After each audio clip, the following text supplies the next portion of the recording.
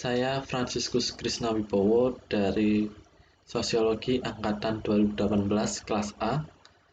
Pada video kali ini saya akan membahas salah satu teori dari Pierre Bourdieu, yaitu teori habitus.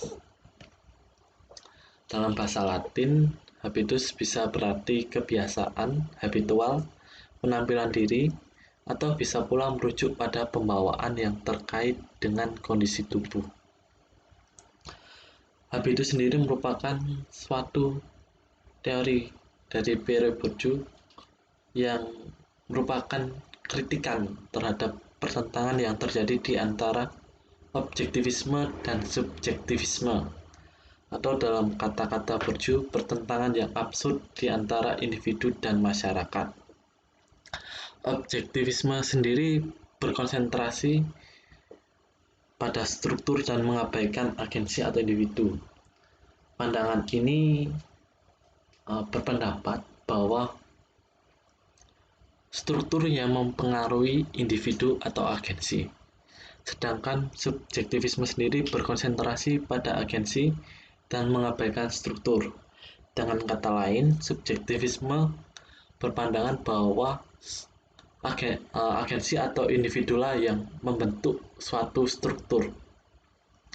Dengan teori habitus ini, Pierre Bourdieu ingin mendamaikan pertentangan yang terjadi di antara objektivisme dan subjektivisme.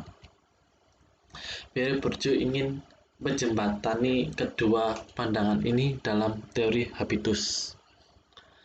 Secara sederhana, habitus adalah nilai-nilai sosial yang dihayati oleh manusia dan tercipta melalui proses sosialisasi nilai-nilai yang berlangsung lama, sehingga mengendap menjadi cara berpikir dan pola perilaku yang menetap di dalam diri manusia tersebut.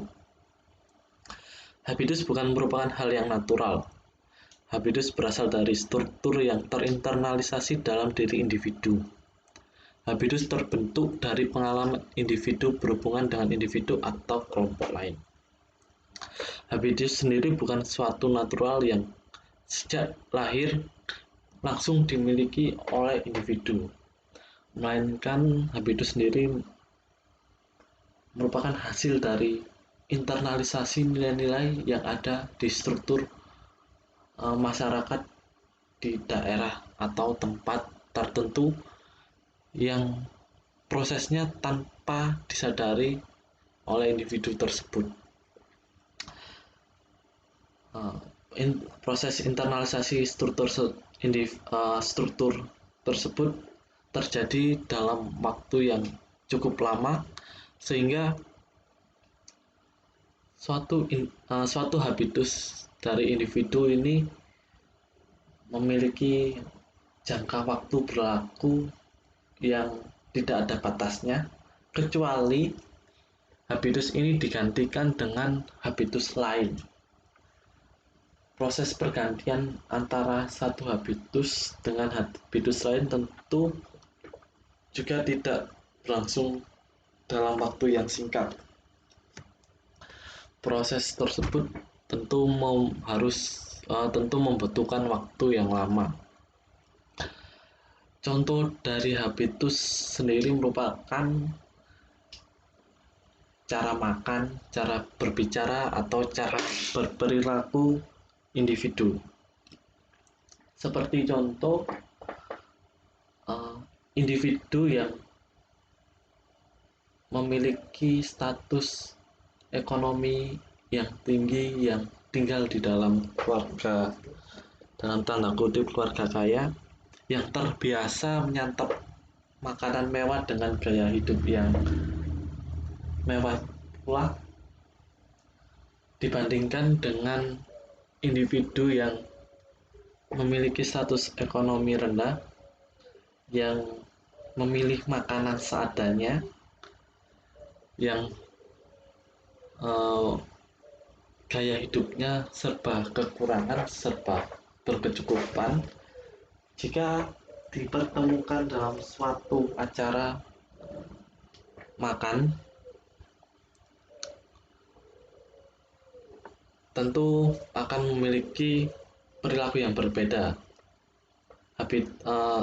Individu yang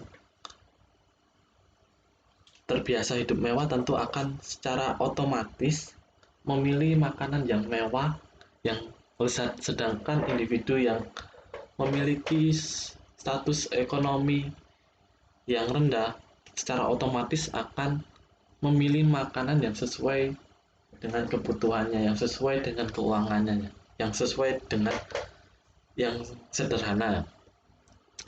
Salah satu contoh habitus lain merupakan ketika seseorang tinggal di lingkungan yang berkata sopan, lalu melihat ketika berbicara dengan seseorang, melihat langsung tatapan matanya, secara otomatis ketika dia bertemu dengan orang lain, ketika berkomunikasi, ketika berinteraksi, maka individu tersebut juga akan menerapkan nilai-nilai yang sudah tertanam dalam dirinya tanpa sadar. Ia akan berbicara dengan menatap mata individu lain tersebut.